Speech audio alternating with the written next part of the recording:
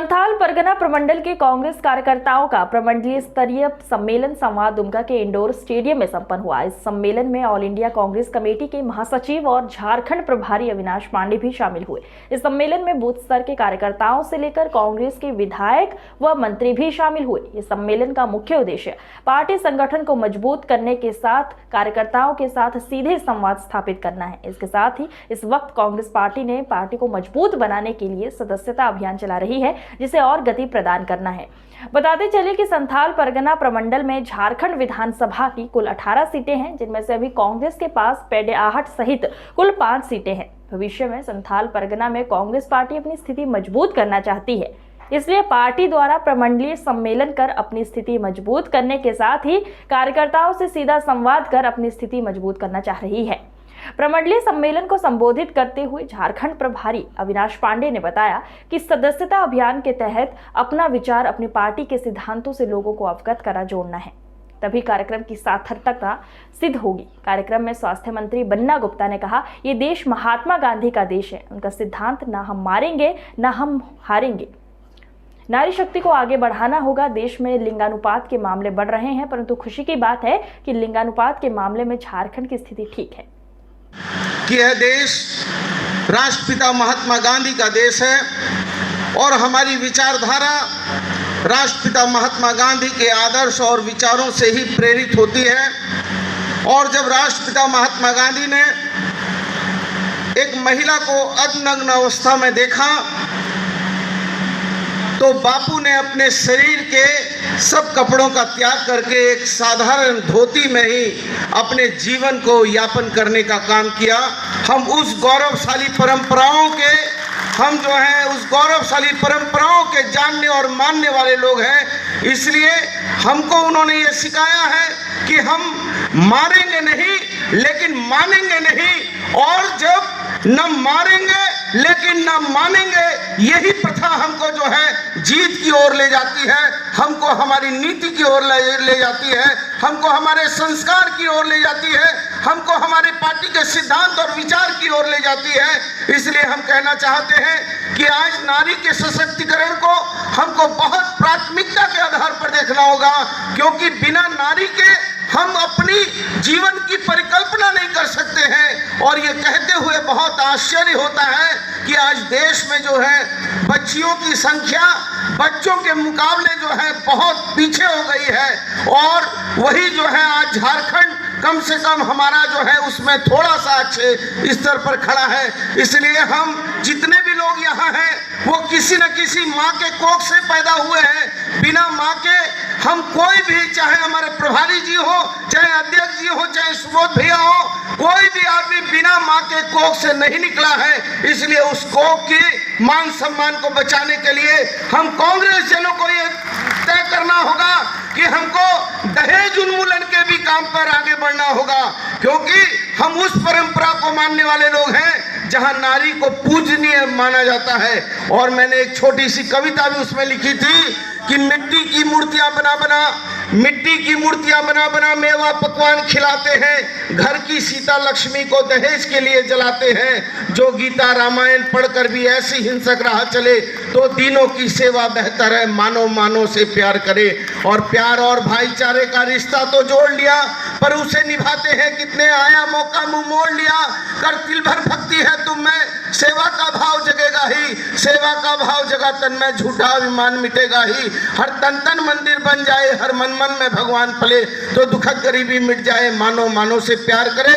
इसलिए हमको हमारी नेता प्रियंका गांधी ने कहा है, उनका निर्देश है कि नारी हमारी वो न हारेगी न हार मानेगी, और वो पद के प्रदर्शन के राह में हमारे साथ कदम से कदम मिलाकर चलेगी। लेकिन हमको बहुत दुख होता है कि जब देश के प्रधानमंत्री ये कहते हैं कि न बेटी बचाओ बेटी पढ़ाओ, और जब वो कहते हैं 3 तलाक की बात करते हैं तो हम उसका इस्तकबाल भी करते हैं।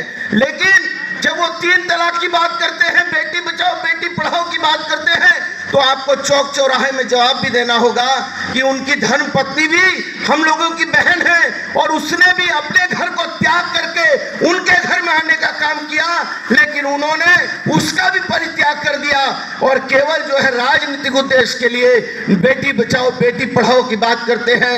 ये कुलदीप सेंगर कौन है जो बलात्कार करता है? ये भाजपा का विधायक होता है। हम जवाब नहीं देते हैं, हम मुखर नहीं होते हैं, हम जो है चौक चौराहे पान दुकान में अपनी बात नहीं कहते हैं।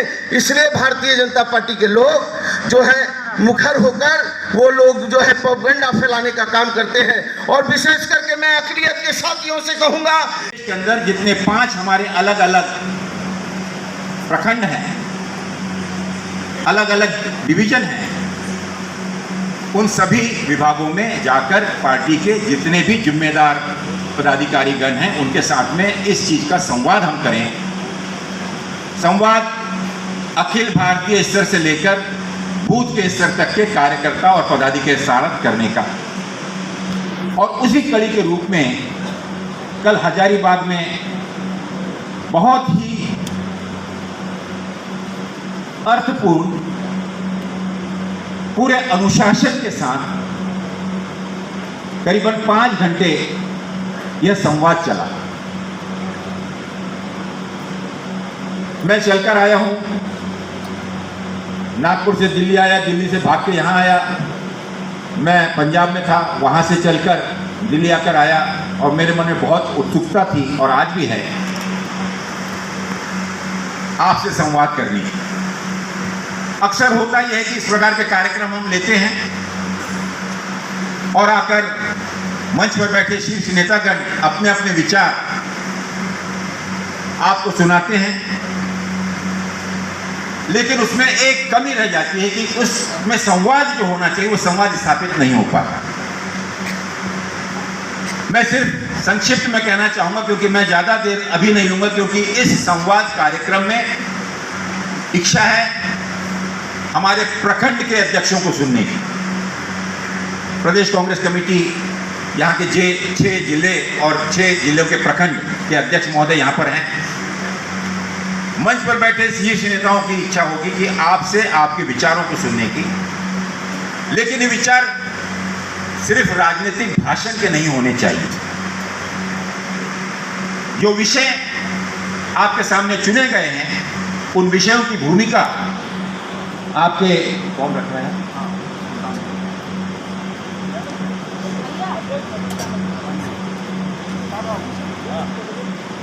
उन विषयों को आपके सामने रखा जाएगा।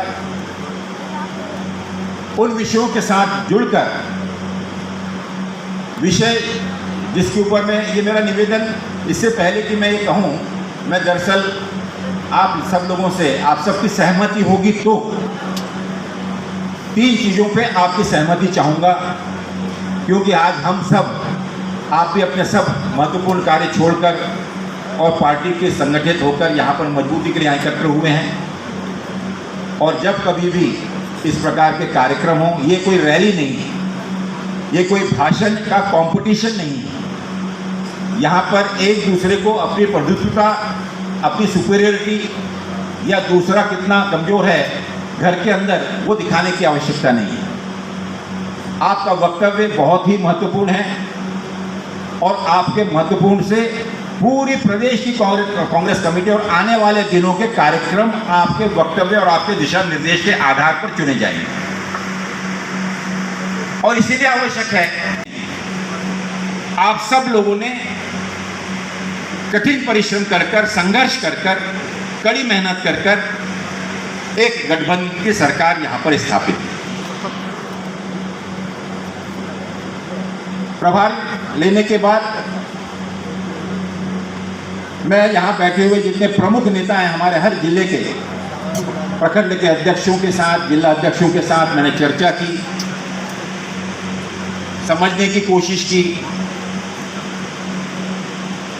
और उसके बाद इस चिंतन शिविर में उन सभी विषयों को लेकर हमारे जितने भी महानुभाव थे, उन्होंने यहाँ की स्थानीय समस्याओं को लेकर, यहाँ की राजनीतिक समस्याओं को लेकर, हमारे यहाँ के ज्वलंत जो मुद्दे हैं उनको लेकर, राजनीतिक आगे हमारी क्या भूमिका होनी चाहिए उस विषय को लेकर, विकास को लेकर,